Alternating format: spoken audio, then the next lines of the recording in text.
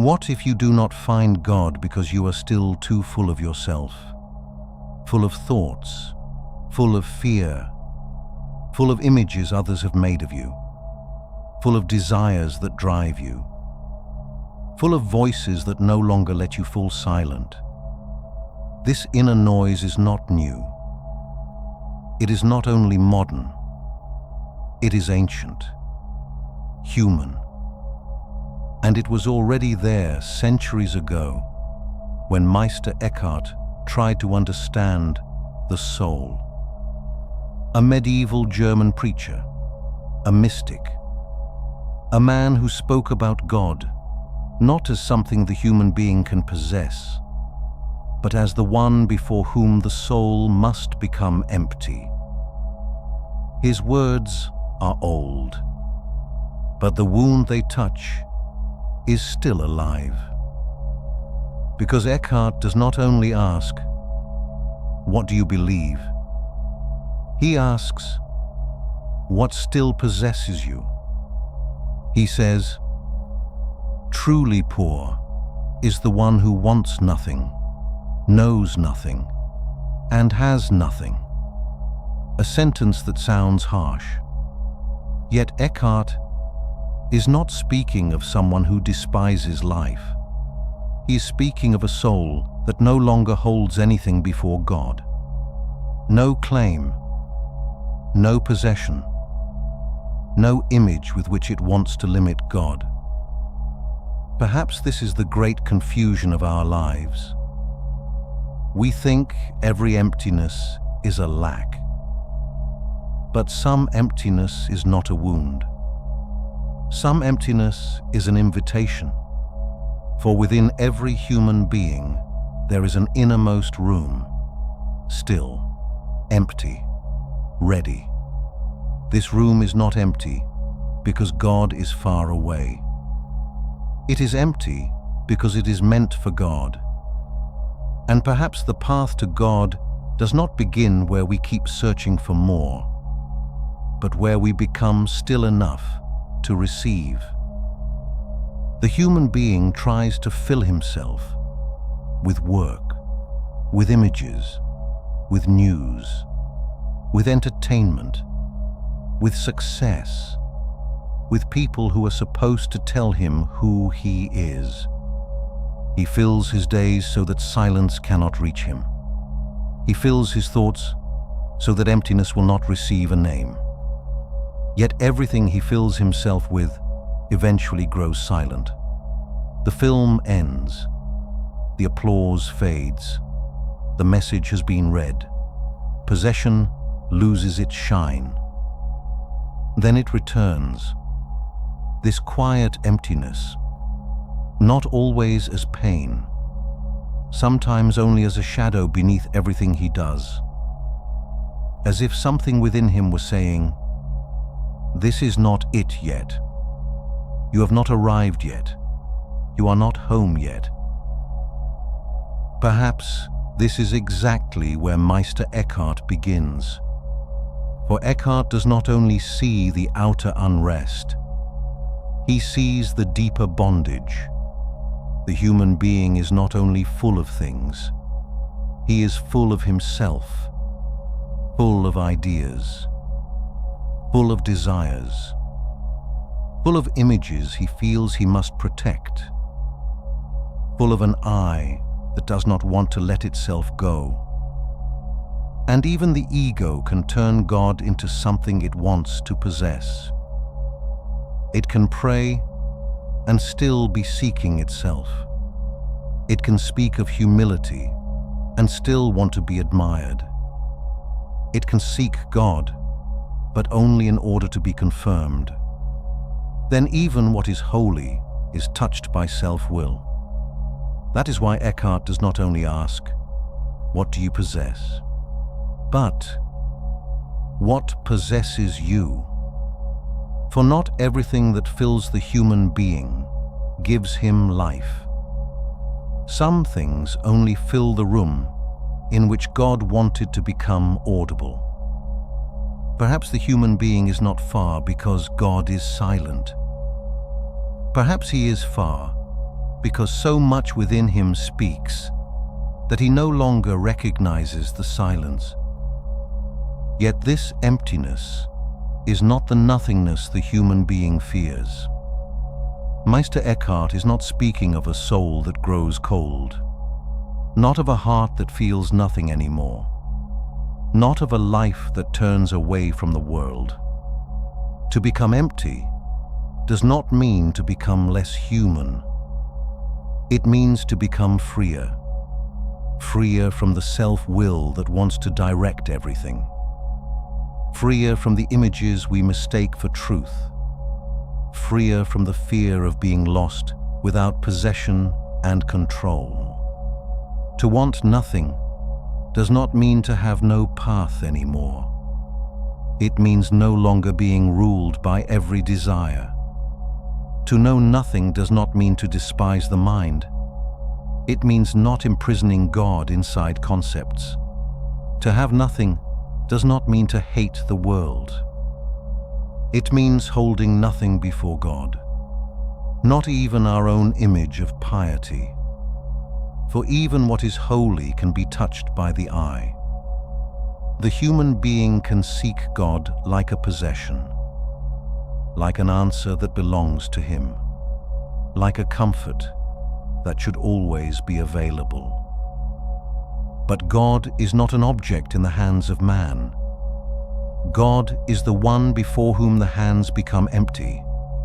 A full heart reaches for God. An empty heart receives him. To become empty does not mean that the human being disappears. It means that he becomes transparent, like a window that does not have to shine by itself, like a vessel that is not filled from itself. God does not begin where the human being becomes empty, but where the human being becomes empty, he stops covering God. And so emptiness does not become the end. It becomes the threshold. Perhaps the hardest thing is not to let go of things. Perhaps the hardest thing is to let go of the image to which the eye clings. The image of the strong person, of the good person, of the spiritual person, of the person who has understood everything, and of the person who knows his darkness, but already mistakes it for truth. The human being does not cling only to possessions. He also clings to the image he wants to save of himself. He wants to be true, but not exposed.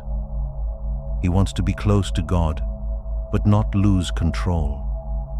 He wants light, but in such a way that his shadow remains hidden. Yet Eckhart leads the human being deeper, to where no image can carry him anymore, to where the soul no longer has to shine, to where the human being no longer says, "Look what I have become," but here I am, without the image I wanted to save of myself. This is not permission to remain in what is false. It is the end of self-deception. For what stands in the light of God may not remain a mask. The deepest poverty is not having nothing. The deepest poverty is no longer needing to save a false image of yourself. Then the human being does not fall.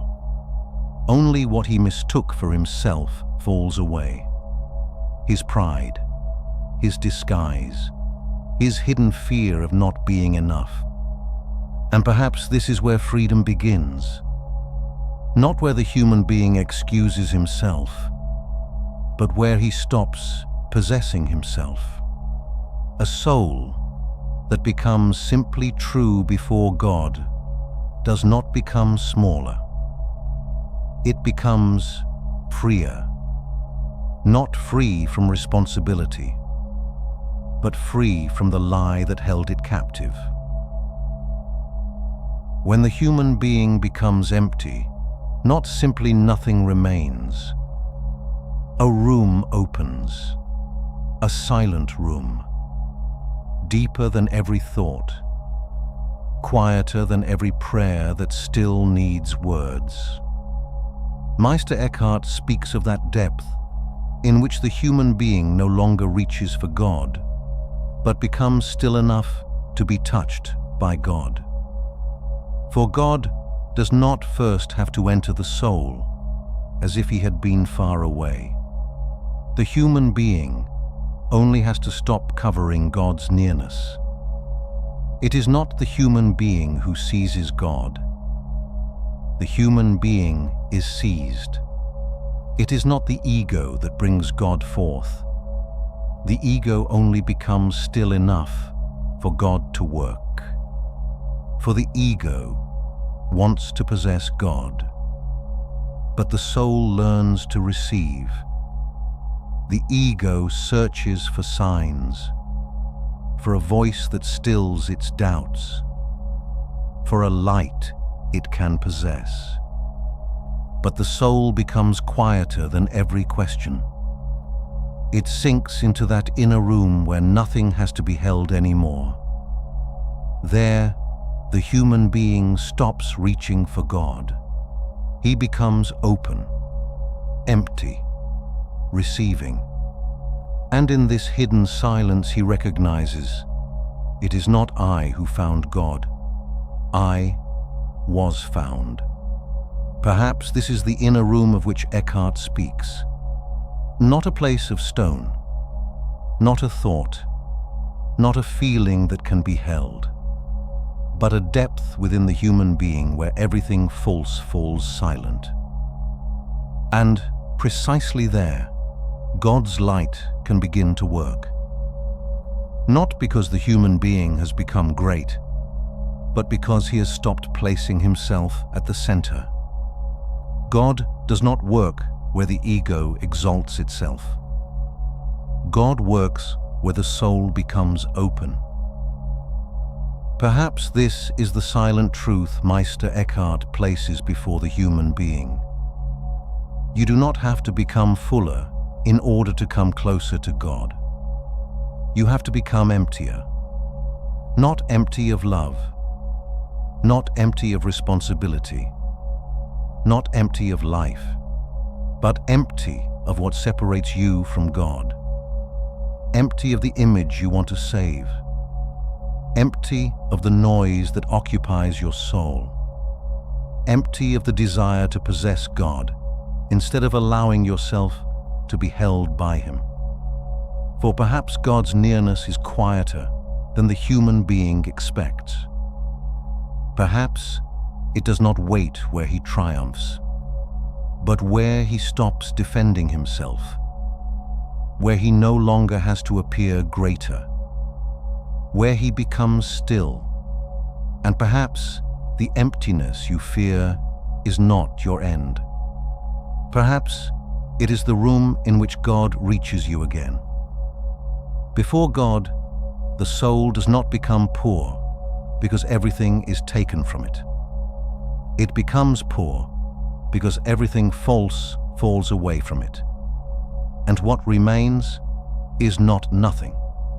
What remains is truth. A soul that no longer has to shine. A heart that no longer has to fight. A human being who no longer says, "Look what I have become," but quietly recognizes, "Here I am." For where the human being becomes empty, he does not become less, he becomes transparent. And where the soul becomes transparent, God's light can touch it. Not as possession, not as proof, but as homecoming. Through the darkness, what we truly are begins to take shape.